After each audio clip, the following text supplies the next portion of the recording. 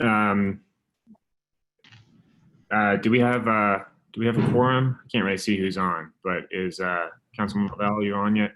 We have Councilman Lavelle. We have Jody. Is Representative Gainey on yet? I do not see him yet, and I do not see Director Powell just yet. Okay, why don't we give it a minute for them? Sure.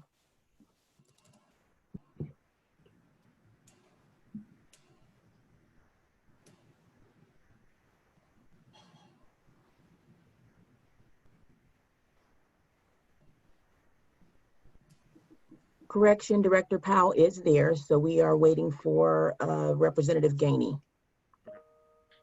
Let me text him to see if he's delayed.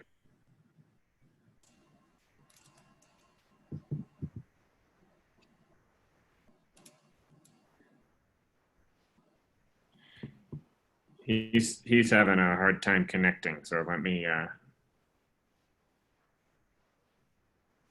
make sure. I think he's got the wrong Zoom link.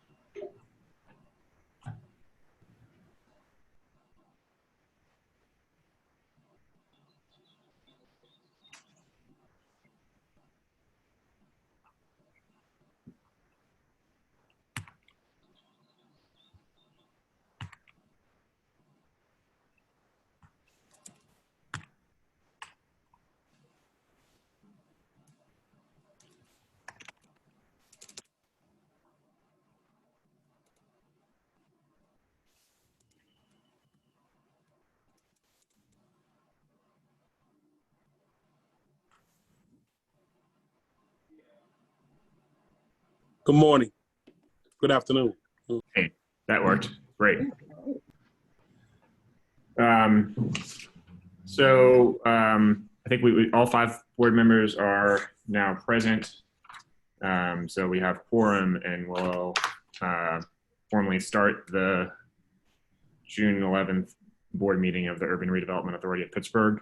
And before we even do public comment or approve the minutes or any of that stuff, I think we should begin immediately with a moment of silence for George Floyd and for all other victims of police violence: Johnny Gamage, Jordan Miles, Antoine Rose, Eric Gardner, Amadou Diallo. The names are endless. On for.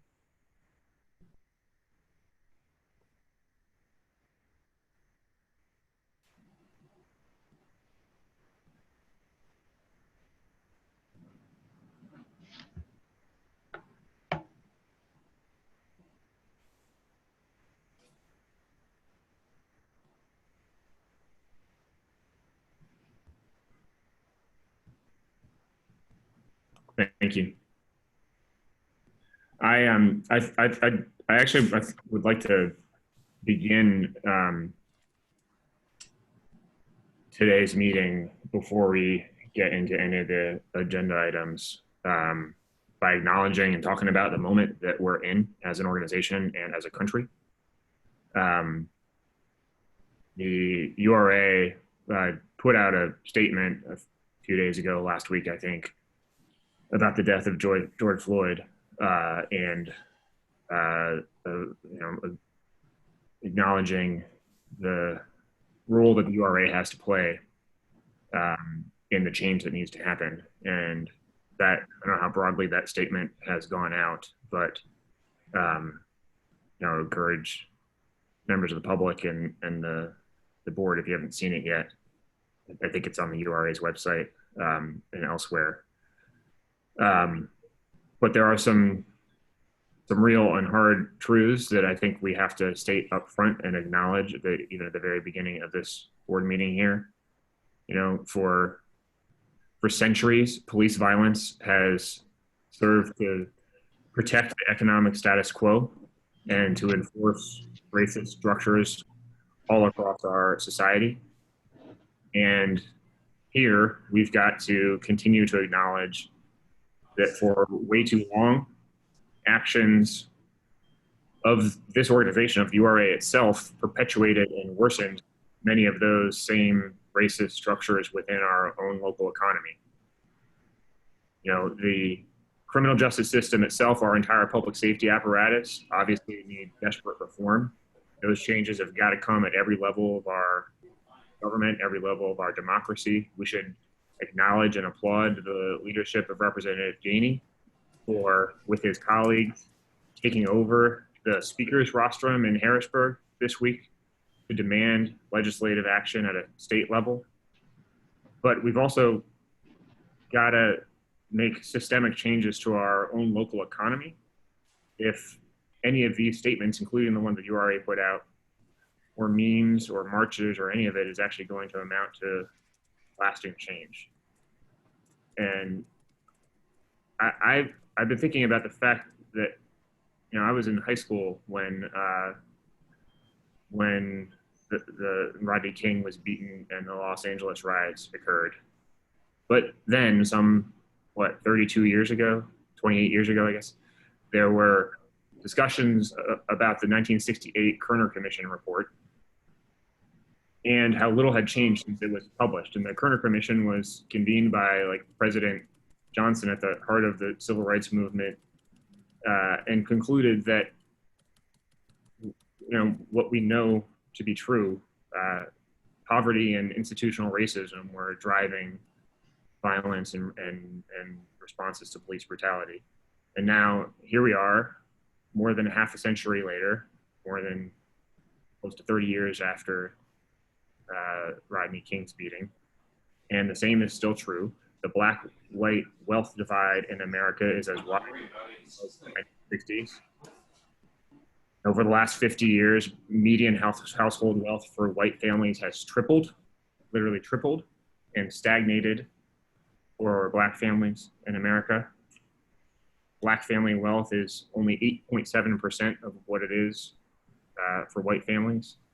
It's clearly not just wealth, it's wages too. Median income for black workers has actually fallen since the turn of the 21st century, since over the last 18 years. Median income for black workers actually fallen to $41,000 a year, while it's risen for white workers to just over $70,000 a year. And that's true for rates of ownership. That's true across the board. Homeownership rates for African American families have declined since 2000 to 44%.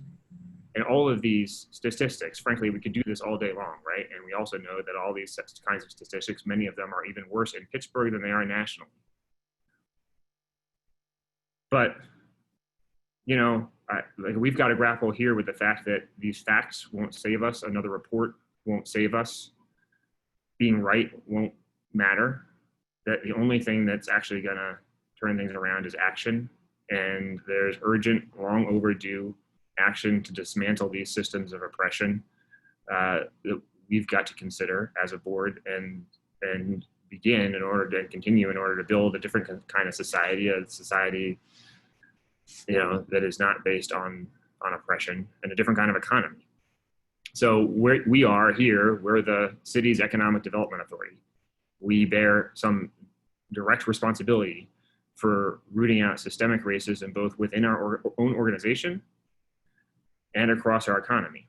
Not only because the actions of this organization for many years did help to reinforce and deepen those same oppressive systems, but also simply because it's the right thing to do, the only thing to do. And I know that this board takes that responsibility incredibly seriously. You know, I certainly do. So the board and the senior staff of the URA have started talking about what we need to do. There will be, and I suppose this can serve as our official announcement of this, there will be an executive session of meeting of the board immediately following this board meeting. And we're holding the executive session really for informational purposes, for the purpose of collecting information and educating board members about what the URA's role can be and should be in dismantling systemic racism in the city's economy. As with all executive sessions, no deliberations will actually occur, but we've got to really think about and learn about what programs are working, what programs need to be expanded, what new ideas have to be tried to promote true economic equality in the city, and to make up for the harm that the URA over the years has either caused or tolerated directly or indirectly.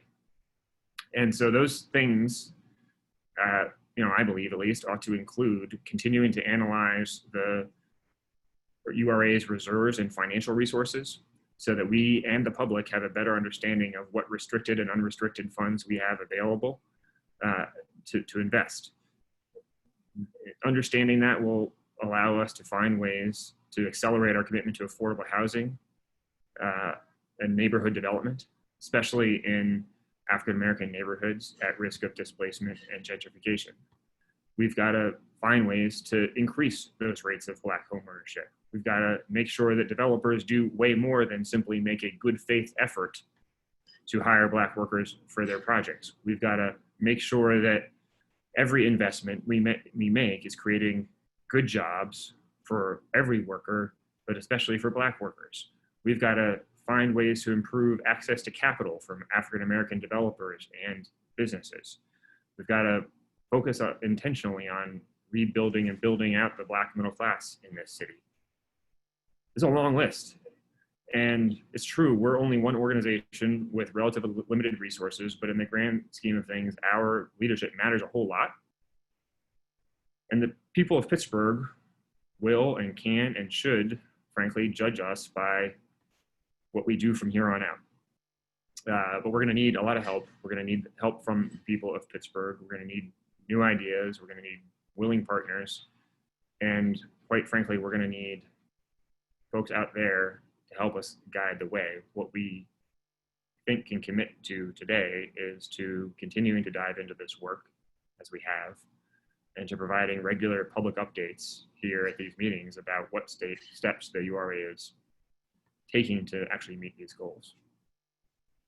So let me just shut up for a minute, stop there, and see if other board members, before we go on, want to say anything or add anything.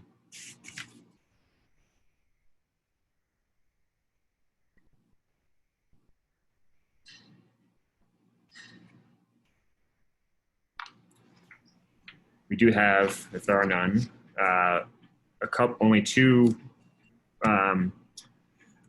public comments were received, which I will actually read in their entirety, I think, today, since there's only two of them. And both of them are directly relevant to what I was just saying. So one is from Thomas Boyer from Highland Park regarding the Middle Hill District development. And the comment reads, I am concerned in the process of bids that minority contractors, mainly Black, will not get a fair amount of work as subs in the construction projects. Will the work be split into smaller parcels that smaller contract companies can reasonably bid on? I'm also worried if there will be a fair amount of minority construction workers hired for the Hill District construction. What is to be the real numbers of workers promised to be hired, and what is the real living wage promised to hired workers? And I know that Mr. Boyer has a call scheduled, I think next week, with URA staff to discuss precisely those concerns, and if there are problems developing, particularly in the Lower Hill, in meeting the commitments on either workforce inclusion or minority contractors on the projects, then it's helpful to know that now and to get in front of it so that we can correct that. The second public comment is from Celeste Scott, housing justice organizer for Pittsburgh United, who writes, we are continuing to ask for specific data that will assist us in ensuring that the consumer programs of the Housing Opportunity Fund, especially the housing stabilization programs, are equitable. As requested at the May URA board meeting, the May 21st URA COVID-19 update meeting, and the June HOF advisory board meeting, we would like a reasonable timeline for our specific data asks that are on the record. the many organizations and individuals that are collectively represented citywide and now countywide at our housing justice table continue to fight for, work tirelessly on, and thoughtfully submit suggestions and strategies for this fund. We have consistently shown that we are truly committed to assisting with ensuring that residents most impacted, many of those being cash poor, Black, Brown, and Indigenous people, are receiving fair and equitable access to the fund. Without transparency surrounding this data, we cannot do the advocacy work we need to do for those we serve.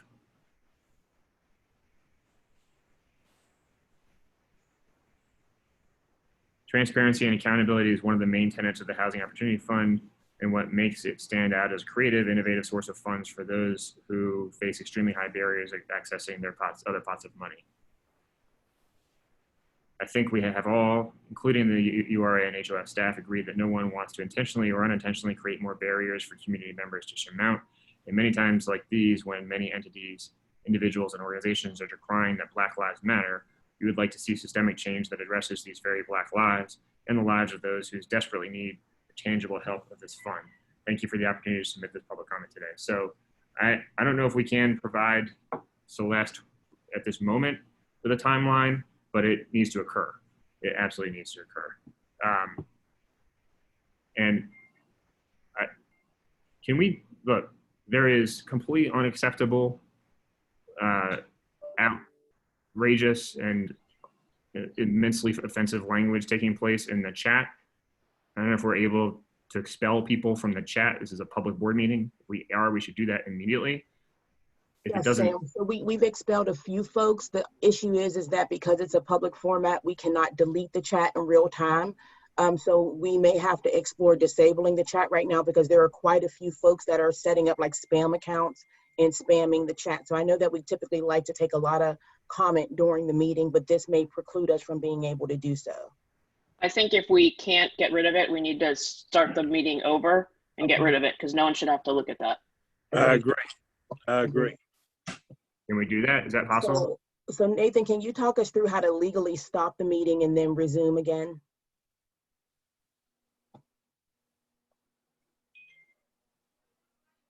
So I think we could place the meeting on hold and share a new link. Another option would be to close the comment and allow people to raise hands. I think the issue is that many of us, myself included, who are Black, are looking at this, and this is very toxic, and it has to stop. You got to get rid of it. Can you? Does it just if you shut down the chat function? Does it disappear on our screen? No, it doesn't. The chat cannot be erased within the Zoom. The only thing we could do is log out and log back on. Okay. Well, why don't we do that? And if it Are we able? I just want to clarify. Are we able to log back on with the chat function disabled then? Yes. Yes. Okay. All right, let's do that. Okay, so we can treat it just, you know, like we're taking a break from a long movie or a long meeting, and director, you can you know, gavel the meeting into a break and then start it again under the new link. There won't be a new link. It will be or should we create a new link? Yeah. No, it will. I think it should be the same link, and it should be presentation only, where we don't have the chat function. Anybody able to exchange chat. Okay. I agree. That's correct. Sorry, I misspoke. So for members of the public, it'll be exactly the same Zoom link. We're just going to restart it without the chat feature enabled.